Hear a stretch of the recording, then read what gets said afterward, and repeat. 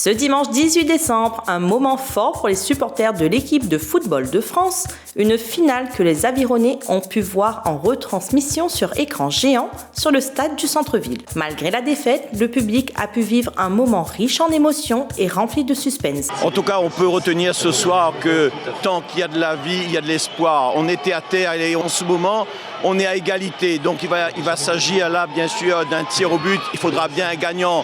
Mais le gagnant qui est sûr ce soir, ce sont les Avironnais qui sont rassemblés sur ce stade pour fêter le sport et le foot.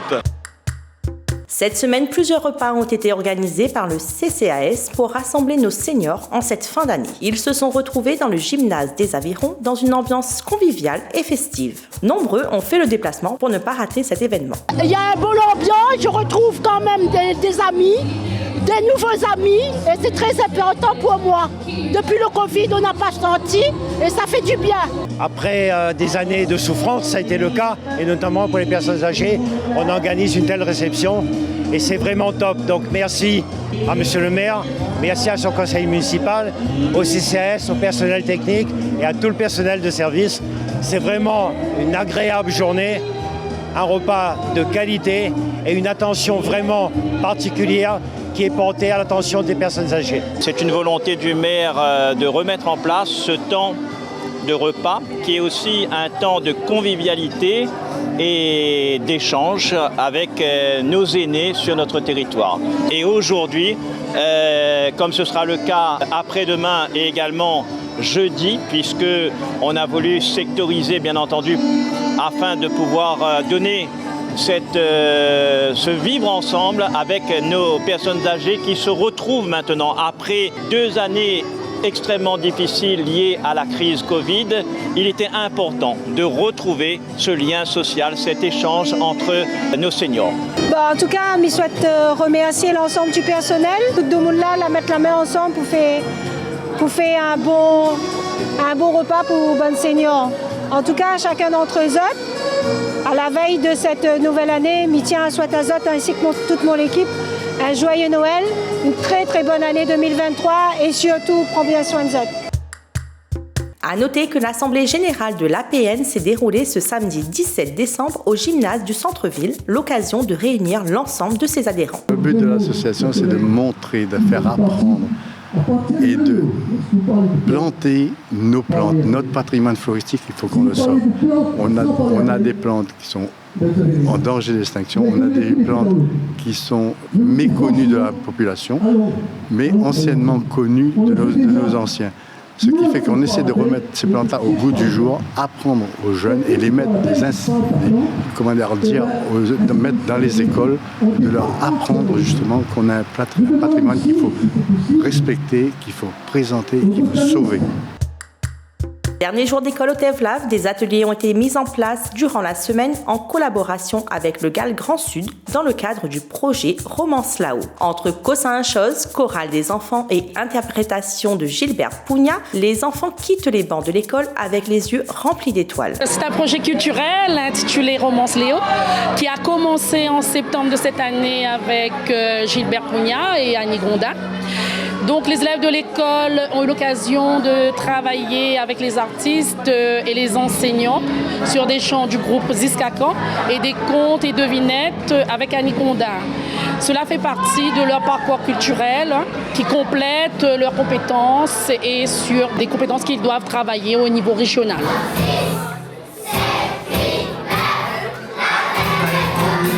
On travaille avec le GAL Sud et avec le Théâtre du Tampon. Et donc, nous participons à des conteurs, on a des raconteurs d'histoires, des disotextes aussi, là, pas que Ziskakan. Donc là, nous faisons avec Annie Grondin.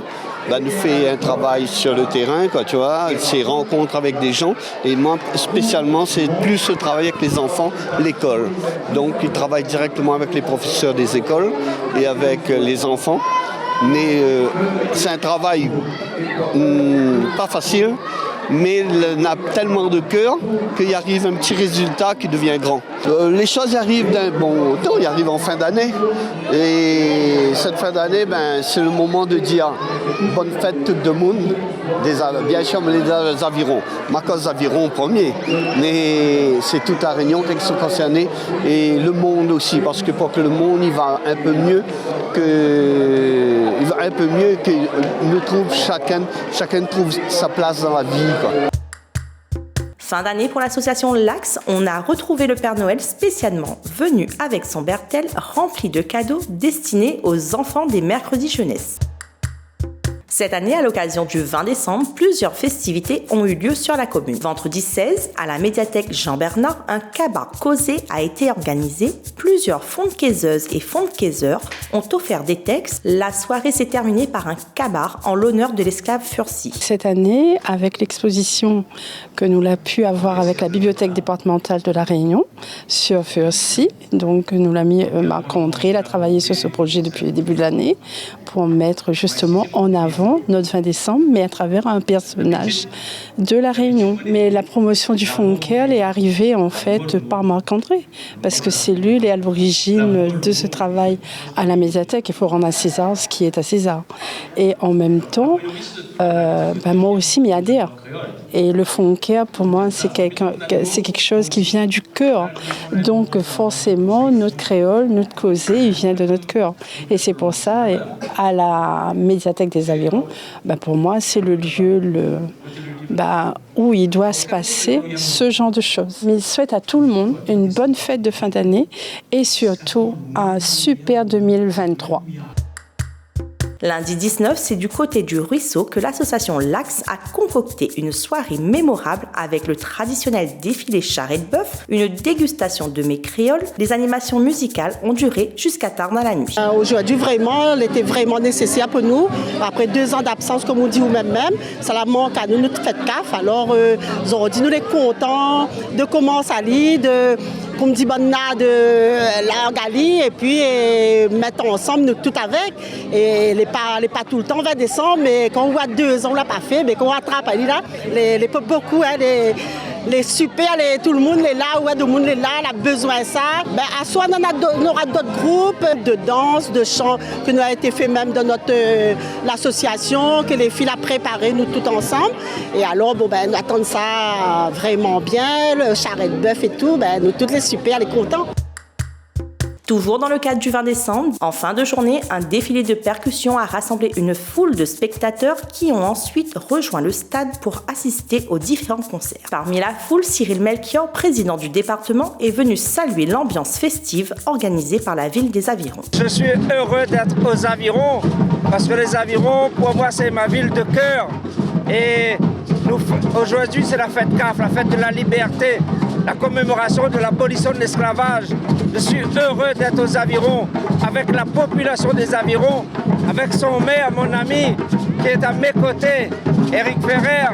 Eh bien, bravo pour cette belle manifestation. Bravo aux artistes, à la mobilisation populaire. Et midi, vive la liberté, vive les Avirons, vive toutes les valeurs que nous avons en nous, qui fait la beauté de la Réunion que nous aimons. La Réunion avec ce bien vivre ensemble ici aux Avirons. Nombreuses associations ont contribué à l'animation de ce bel événement, une programmation pour tout public, jeunes et moins jeunes, entre Héritage Maloya, Jo et Max Lorette, Timat et Michael. Le public a été conquis. Le 20 décembre, pour nous, l'a commencé depuis la semaine dernière avec l'exposition à la médiathèque.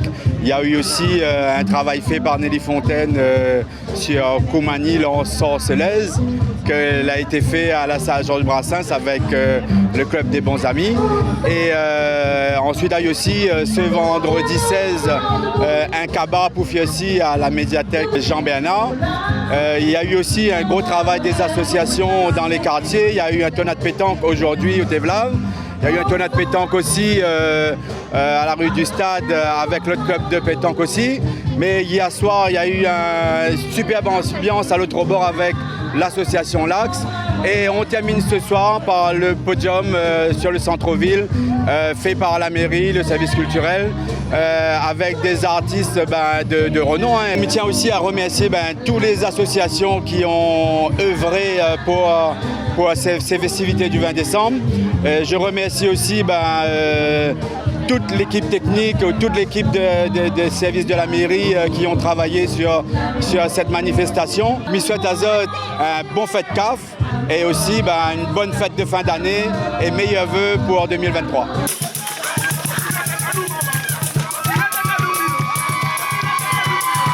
Ok, l'ambiance environ t'es gaillard, merci encore la commune des environs invite à nous. L'héritage Montréal est content et on dirait comment on est sur une sortie appelée le CAF là. Comment il dit? Au CAF là, ça cafou mouillant. Au CAF là, au CAF là, au CAF là, au CAF là, au CAF là, au CAF là, au CAF là, au CAF là.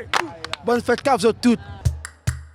Idée de sortie de ce week-end, ce vendredi 23 décembre de 16h à 23h. Retrouvez le marché de Noël organisé par le marché La Cour. Animation, concerts pour petits et grands. Et ce samedi 24 décembre de 9h à 12h30, le Jardin des Tortues vous attend pour un atelier de création de cartes de Noël.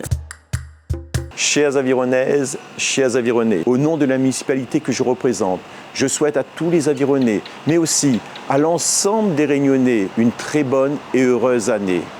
Qu'elle soit une année généreuse pour votre santé, bien le plus précieux, mais aussi de bonheur et de réussite pour les projets, qu'ils soient personnels ou collectifs. J'ai une pensée particulière pour les plus démunis ou ceux qui connaissent des moments pénibles, qui souffrent de maladies, de solitude ou d'isolement. Que cette nouvelle année vous préserve et vous apporte à chacune et à chacun d'entre vous le bonheur tant espéré. Joyeux Noël, bonne et heureuse année à toutes. L'actualité des Avirons se termine pour cette année. Nous vous donnons rendez-vous dès février 2023 pour plus d'informations au cœur de la ville des Avirons. Bonne fête de fin d'année à toutes et à tous. Ville les Avirons, vers un territoire durable.